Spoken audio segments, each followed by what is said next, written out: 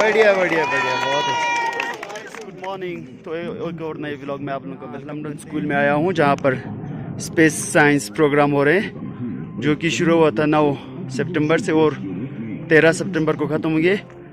तो इसको ऑर्गेनाइज कर रहे हैं Vikram Sarabhai space centre and jointly organise by university of Ladakh, LHDC Leh. तो यहाँ पे जो इंडिया का स्पेस प्रोग्राम है, जैसे चंद्रयान 3, चंद्रयान 2, उन सब की एग्जीबिशन होंगे। तो यहाँ पे मेनली स्कूल स्टूडेंट जो है यहाँ पे पार्टिसिपेट कर रहे हैं और हम यहाँ पे वॉलंटियर के लिए आए हैं। तो सबसे पहले जुले एंड गुड आफ्टरनून। ओके, सो आप लोग बहुत सारे लोग डिफरेंट स्कूल से, ओके, सो आप लोग यहाँ पे इसरो के मतलब एग्जीबिशन देखने के लिए आए। ओके, सो आपको पता है कि इसरो क्या काम करता है? सबसे पहले space research. Okay, space research करता है, सैटेलाइट भेजता है, तो वो सारी चीजें वो करता है। ठीक है, उसके बारे में आपको थोड़ी बहुत इंफॉर्मेशन होगी। ऑल ओवर द इंडिया के अंदर इसरो के टोटल 23 सेंटर्स है और हर एक सेंटर का डिफरेंट वर्क होता है। कोई सैटेलाइट बनाता है, कोई लॉन्च व्हीकल्स बनाता है, कोई उसका इंजन बनाता है, कोई उसकी मॉनिटरिंग करता है। मतलब पर्टिकुलर सेंटर को पर्टिकुलर काम दे दिया जाता है। ओके, ठीक है, तो ये सारी चीजें रहती है। ठीक है, उसके अलावा आपको यहाँ पे इसरो में जो लॉन्च व्हीकल्स होते हैं वो कैसे वर्क करते हैं, वो PSLV GSLV क्या होता है, सैटेलाइट कौन से तरह के होते हैं, कितने तरह, आपको पता है कितने तरह के सैटेलाइट्स होते हैं? आप लोग हर रोज रात में एक सैटेलाइट देखते हो। एक तो first of all natural satellite होता है और एक इंसान बना दे वो मतलब man made satellite, artificial satellite. Okay, तो ये जो मतलब जो नेचुरल सैटेलाइट होता है, ओके, जो नेचुरल सैटेलाइट है हमारा, तो वो होता है मून। आप लोग हर रोज रात को एक मून देखते हो। उसके अलावा जो आर्टिफिशियल सैटेलाइट्स होते हैं, जो रिमोट सेंसिंग होते हैं, कम्युनिकेशन होते हैं, नेविगेशन होते हैं, इंटरप्लानेटरी रिसर्च सैटेलाइट्स होते हैं, तो ये सारे सैटेलाइट्स होते हैं। ये सारे सैटेलाइट जो होते हैं वो इंसानों द्वारा बनाए जाते हैं। ओके, उसके अलावा सैटेलाइट को हमको भेजना हो तो हम कहाँ पे भेजेंगे? स्पेस के अंदर डिफरेंट तरह की ऑर्बिट्स होती है, high earth orbit, low earth orbit, middle earth orbit. Okay, तो इसकी पर्टिकुलर रेंज होती है, जो लो अर्थ ऑर्बिट होती है उसकी पर्टिकुलर रेंज होती है 400 to 1000 किलोमीटर के बीच। उसके अलावा जो मिडिल अर्थ ऑर्बिट होती है 10 to 20,000 किलोमीटर तक उसकी रेंज रहती है। जो हाई अर्थ ऑर्बिट रहती है वो 36,000 किलोमीटर तक रहती है। और पर्टिकुलर ऑर्बिट्स के अंदर हम पर्टिकुलर सैटेलाइट को रखते हैं। जैसे मैंने बोला कि इंसान द्वारा रिमोट सेंसिंग, कम्युनिकेशन, नेविगेशन है, सैटेलाइट बनाते हैं। ठीक है, तो जो रिमोट सेंसिंग सैटेलाइट है उसको हम लो अर्थ ऑर्बिट के अंदर रखते हैं। रिमोट सेंसिंग सैटेलाइट के बहुत सारे एप्लीकेशंस है।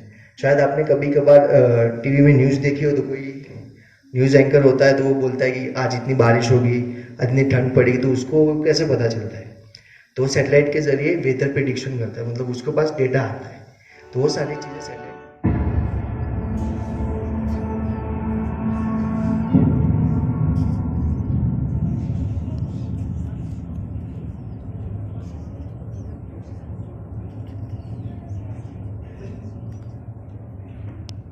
सदियों से हमारे पूर्वज आश्चर्य से अंतरिक्ष की ओर टकटकी लगाए देखते रहे हैं और खगोलीय पिंडों की गति एवं उनके रहस्यों को समझने की कोशिश करते रहे हैं। यह अवलोकन ब्रह्मांड के रहस्यों को समझने के लिए मनुष्य के प्रयत्नों की शुरुआत रही है। हजारों वर्षों से विश्व के कई सुप्रसिद्ध खगोल विज्ञानी जैसे Ptolemy, Copernicus, Galileo, Kepler, Hubble एवं कई अन्य ने ब्रह्मांड के रहस्यों को समझने में हमारी बहुत मदद की है। खगोल विज्ञान में भारत की भी बहुत सुदृढ़ परंपरा रही है। आर्यभट्ट, ब्रह्मगुप्त, वराहमिहिर एवं भास्कराचार्य के योगदान से सभी बखूबी परिचित हैं। 18वीं सदी के मध्य में सन 1728 में सवाई जयसिंह द्वितीय ने भारत के अलग अलग 5 शहरों दिल्ली, जयपुर, उज्जैन, मथुरा एवं वाराणसी में वेधशालाओं का निर्माण किया। 4 अक्टूबर 1957 में सबसे पहले पृथ्वी की कक्षा में चक्कर लगाने वाले कृत्रिम उपग्रह स्पुतनिक 1 का सोवियत यूनियन ने प्रक्षेपण किया। तो अभी मैं आ गया यहाँ पे, एग्जीबिशन चल रहे कुछ। सो यहाँ पे स्टूडेंट लोगों को समझा रहे सर। तो यहाँ पे बहुत से मॉडल्स लाए हैं। सो ये है PSLV, means polar satellite launch vehicle.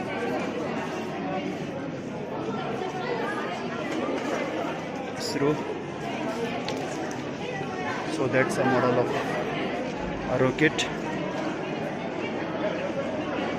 सो ये है GSLV यानी जियोसिंक्रोनस सैटेलाइट लॉन्च व्हीकल, यानी इन्हीं के थ्रू सैटेलाइट को लॉन्च करते हैं, पेलोड को स्पेस तक कैरी करते हैं।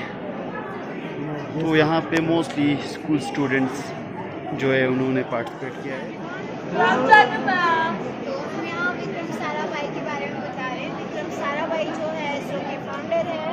उनका जन्म जो है 12 अगस्त 1919 अहमदाबाद गुजरात में हुआ है। वो जो एक ब्रिलियंट चाइल्ड था, उनका शुरू से ही इंटरेस्ट फिजिक्स, मैथ्स और साइंस में रहा है। उन्होंने अपना प्राइमरी एजुकेशन जो है वो गुजरात में कंप्लीट किया है। एंड आफ्टर फर्दर स्टडीज़ के लिए वो कैम्ब्रिज यूनिवर्सिटी चले गए इंग्लैंड। उन्होंने अपना PhD डॉक्टर CV रमन के अंडर किया है ऑन कॉस्मिक रेज। और जब वो वर्ल्ड वॉर सेकेंड के बाद हिंदुस्तान वापस आए तो उन्होंने हमारे प्राइम मिनिस्टर जवाहरलाल नेहरू के साथ बात किया और Indian national committee for space research जो है वो इस्टेब्लिश हुआ। उन्होंने वहाँ पे एज ए चेयरपर्सन काम किया है। Good afternoon everyone. सो इसमें हमने समझा कि साराभाई का जन्म कहाँ हुआ था, उन्होंने प्राइमरी स्टडीज़ कहाँ की थी, हायर एजुकेशन उन्होंने कहाँ करा था और उनका कीन ऑफ इंटरेस्ट क्या था। सो आज़ादी के बाद 1947 में जब वो वापस आई तो उन्हें रियलाइज़ हुआ कि हमें सोशल ट्रांसफॉर्मेशन चाहिए, सोशल डेवलपमेंट चाहिए। तो उसके लिए उनका मानना था कि अगर हम साइंस टेक्नोलॉजी को अगर हम इंट्रोड्यूस करें तो हम बहुत जल्दी बहुत सारी चीज़ों में डेवलप कर सकते हैं। ओके, तो आदि सबसे पहले उन्होंने क्या किया, 1947 में एक फिजिकल रिसर्च लेबॉर्ट्री बनाई। फिर 1962 में क्योंकि he was appointed as the chairman of Infospark, so उन्होंने क्या किया, उसके साथ साथ IIM को एस्टैब्लिश किया। IIM is Indian institute of management. फिर 1963 में उन्होंने रॉकेट लॉन्चिंग स्टेशन बनाया केरला में, तिरुवनंतपुरम में उन्हें बनाया। उसके बाद 1966 में उनको थर्ड हाईएस्ट सिविलियन अवार्ड मिला पद्म भूषण का अवार्ड मिला। वहाँ पे सन का स्टडी, ठीक है, इसीलिए आदित्य L1 को लैग्रेंज पॉइंट L1 पे भेजा, ठीक है, जहाँ पे ग्रेविटी कैंसल आउट होता है, ठीक है। अब ये आदित्य L1 कब पहुँचेगा, 2 सितंबर को लॉन्च किया, तो ये कब L1 जो लैग्रेंज पॉइंट पे पहुँचेगा, तो ये 4 महीने के बाद लैग्रेंज पॉइंट पे पहुँचेगा। अब कितना साल तक ये रहेगा, जैसे कि चंद्रयान 3 14 डेज तक रहा, तो ये 5.2 ईयर्स रहेगा वहाँ पे लैग्रेंज पॉइंट पे 5.2 ईयर बैठ के स्टडी करेगा।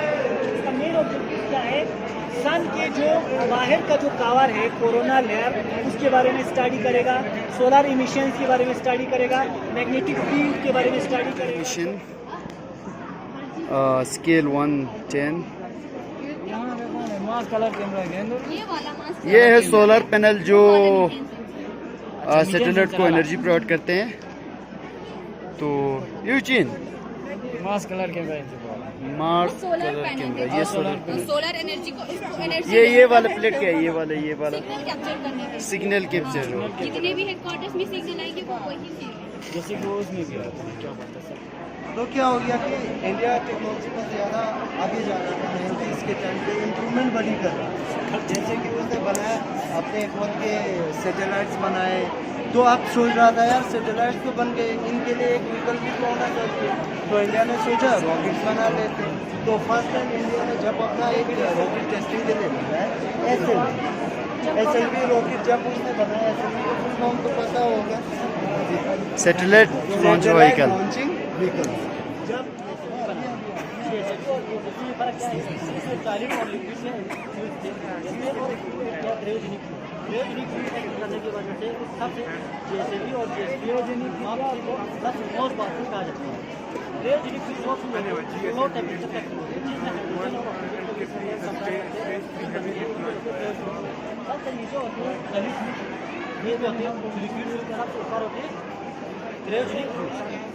ये लॉन्चिंग स्टार्ट होती है तो सबसे पहले स्टार्ट होती है सॉलिड फ्यूल। ये सॉलिड फ्यूल स्टार्ट होती है तो इसका काम होती है लिफ्टिंग करना। कुछ किलोमीटर ट्रैवल करने के बाद इसका फ्यूल खत्म हो जाती है तो इसको फ्यूल खत्म होने के बाद ये यहाँ से डिटेक्ट हो जाता है, क्योंकि इसका फ्यूल खत्म होने के बाद इसको लेके जाने का कुछ फायदा नहीं है। इसीलिए वेट का कम करने के लिए ये डिटेक्ट होकर नीचे ओशन में गिर जाती है। ये इसको सेंसर करके गिर जाती है तो इसको सेंसर करके ये स्टार्ट हो जाती है लिक्विड फ्यूल स्टार्ट होती है तो इसका भी काम होता है लिफ्टिंग करने को। कुछ किलोमीटर ट्रैवल करने के बाद ये ऑलरेडी बुझा देती है। फिर ये भी डिटेक्ट हो जाती है क्रायोजेनिक फ्यूल स्टार्ट होती है। क्रायोजेनिक का फ्यूल सबसे मोस्ट ऑर्बिट होती है, यही जियो सेंट्रली जहाँ पर ऑर्बिट में बुझा देती है। अब इसी में होती है सारा सारा। तो क्रायोजेनिक मतलब वो कैसे होता है? ये तो क्रायोजेनिक मतलब इट्स मतलब बहुत ही लो टेम्परेचर होगा तो ये हीट अप होके ये ऑर्बिट में कैसे छोड़ते हैं? लो टेम्परेचर का हाइड्रोजन और थोड़ा बहुत क्रायोजेनिक के बाद जीएसएलवी के बाद जीएसएलवी को modify 2021 nang 22 around na kung ya yung kita plan chuska but kita nang chuska sana 2021 nang 22 nang ali chin pizza covid is just the kung skip delays chuska ni ina kita nang kung ni sabish experiment chuska sabish chuska but kita nang बहुत something important smart ang chuska deva kita nang yo chang chuska